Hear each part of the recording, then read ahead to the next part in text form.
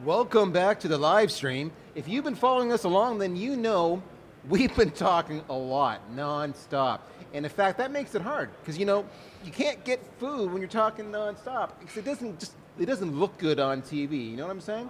But it's been awesome. The crew here has taken care of me. I'm nourished. I'm ready for the next afternoon, the next round of interviews. And leading the charge on that is Elka Popova. She is with Frost and Sullivan. And I got to tell you a little bit about her. Elka and I were talking before we started. She's been talking nonstop too. So she's telling me she's got a bit of a rough voice. She's been doing this for a month because with the nature of your job, you talk a lot, right?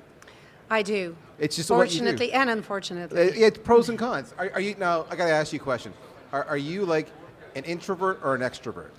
Oh, I'm probably the extreme extrovert Really? kind. Yeah. So then this should give you energy, all the talking, right? I thrive on feedback. Oh, that's good. See, I'm an introvert, so I do this all day, and then I go back to my hotel room and I crash because I'm exhausted. So Well, we make a good match. there we go. You'll carry me, and I'll carry you. Now, Elka, you're with Frost and Sullivan. Now, that's a firm that's been out there for a long time doing a lot of good work. But for our audience who may not be familiar with them or your role, can you give us just a little bit of backstory there? Yeah, Frost & Sullivan is a market research and consulting company, and we offer a variety of services. We cover markets in the telecommunications and IT industry, but also in automotive and healthcare and manufacturing and aerospace and defense. My personal area of expertise is unified communications, and more specifically, I've specialized in the unified communications as a service market. All right, so let's start with that. I know you've done a lot of research on the unified communications and service, unified communications as a service, talking way too fast, or UCaaS, as it's often referred to. So let me ask you this. Let's start at the big picture. As you're here this year, looking at the industry, what trends are you seeing in that market? And if you can, what's driving those trends? So the market is evolving, and with the accelerated technology innovation, obviously the market is evolving even faster. And the driving trends are both on the supply side and on the demand side. Okay. On the demand side, we're seeing customers becoming more and more aware of the benefits of cloud in general, and more specifically cloud communication. So that's driving adoption. That's driving interest, even if actual deployments follow suit in a few months. One thing we're seeing in the customer space is greater and greater adoption among larger enterprises. That's what I'm going to be talking about in just a few minutes at my session, and that's what my panel is going to be talking about. On the supply side, we're seeing obviously a lot of innovation, new features, new products coming to market. We're also seeing new business models being launched. Obviously, the service providers and the vendors are trying to compete and to offer differentiated solutions. So on one side, they're adding, like I said, new features, which includes some of these team messaging products that we're all hearing about. And these are new customer experiences, new user interfaces that are making it even more compelling to use these solutions and even move to the cloud because of these solutions. There are a lot of disruptive forces taking place. Some of the service providers are competing on price, and they're launching extremely price competitive solutions. Others are packaging their communications capabilities in innovative ways. There's also innovation happening from outside of the UCaaS industry. There's disruption coming in from adjacent markets, from the CPaaS space, from the SaaS space. We see new players like Twilio, Bandwidth, and others that are coming in and making it a little less comfortable for the more established UCaaS players. There are also SaaS providers such as, Google and Facebook and others that are launching enterprise-grade products, and that's also causing disruption. And some of it is also driving this more gradual evolution within the market. It's not all entirely disruptive. It's all driving positive change and potentially benefits for the customers and end users. One of the guests we had on earlier, when asked to describe how it's changed, or have there been changes, maybe in the last year or so. He used the word, it's been a tectonic change. In other words, it was massive. You're using the word disruption, which I actually almost like better. I love the shall we say, the image that's painted when I see tectonic, but disruption really almost changes the game. I got to ask you something, how are, shall we say, the incumbent vendors reacting to this disruption? I find it challenging to actually decide who we would call incumbent vendors. Oh, okay. So obviously the UCaaS providers Yep. are all challenging the premises-based solution vendors. Yep.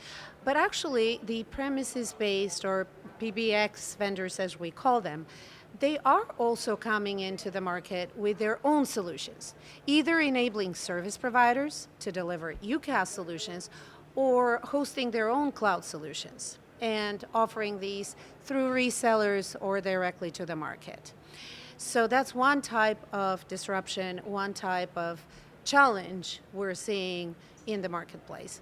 But then now some of the more established UCaaS providers are being challenged by new entrants in the market who are coming in, as I said, with more price competitive solutions, different user experiences, or altogether different business models. So that is another kind of level of competition and disruption that's happening. So is it fair to say that as a consumer, someone who will be shopping for these solutions, it's maybe a good time to be a consumer because of that disruption and the aggressive pricing and the number of options, but it's also perhaps a challenging time to be a consumer because there are so many options and change taking place? Very good point. I think customers and buyers have tremendous bargaining power because there are so many solutions available, and they can literally demand their providers to offer them better terms, better solutions. They can negotiate free trials and so on. But on the other hand, it is indeed very difficult to navigate your way through this kind of sea of solutions and providers. Sometimes there's limited differentiation and the unique value is not immediately obvious. Sometimes you kind of have to read the fine print to choose the solution that best suits your needs. But in my opinion, customers just need to have a very structured due diligence approach to evaluate the providers, evaluate the solutions, and make decisions that we offer them that will offer them the best investment protection and future-proof their investments in new technologies. All right, so let's shift gears a little bit. You had mentioned Google in one of your past answers, and you also mentioned Amazon Web Services. So focusing on those two individuals to start with, do you expect Amazon Web Services and Google to become significant UCaaS players? I hate to sound evasive, but it really depends how you define UCaaS. So if we look at the feature-rich UCaaS solutions, currently Amazon and Google do not have really comprehensive enterprise-grade solutions to compete against some of the other players. But there are so many businesses out there that are willing to experiment with solutions that offer a specific value or a specific delivery model or a specific capability that may not be available in the rest of the solutions, even if the kind of the broader suite offered by this provider is not necessarily as feature-rich or as enterprise grade as what's offered by others. So these two players are likely to have a disruptive effect on the marketplace, but I don't know yet if they will become really top UCaaS providers based on my definition of UCaaS. All right, so let's look at two other vendors. Let's look at Cisco and Microsoft. All right, so at what pace are you expecting their customers to migrate to each vendor's cloud solution? And let me give you a secondary question. What will or won't drive that migration? So the pace and the influence. Yeah, obviously Microsoft and Cisco are formidable players in this market. And When they put their hard-earned money into a certain technology or market, obviously that creates an immediate threat for everybody else. I think both have done a great job creating pull-through for their existing solutions with the new technologies and new solutions that they're launching. And that, in my opinion, is critical for effective execution, to create this pull-through effect for your broader portfolio. And they have broad portfolios, which is an immediate advantage. Right. From now on, it's really a matter of execution and how they approach the market through their partner networks. If they can really ensure that their partners are on board to properly migrate customers with the migration protection, the investment protection that customers require, to ensure that Microsoft and Cisco remain strong competitors in the cloud communications market, and to also ensure that these customers do not switch to other providers. In my opinion, it is always compelling for a business to migrate to the cloud with their existing vendor. Yep. So this gives an immediate advantage to some of these vendors who have an existing premises-based customer base.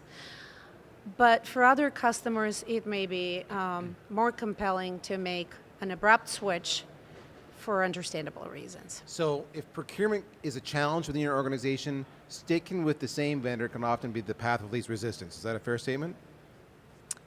Yes, indeed. All right. Whereas, to your point, because we've had this conversation with others as well, if you are looking at making that change, that transition, now's a good time to pop your head up and kind of see what else is out there. And are they still the right fit for you or not?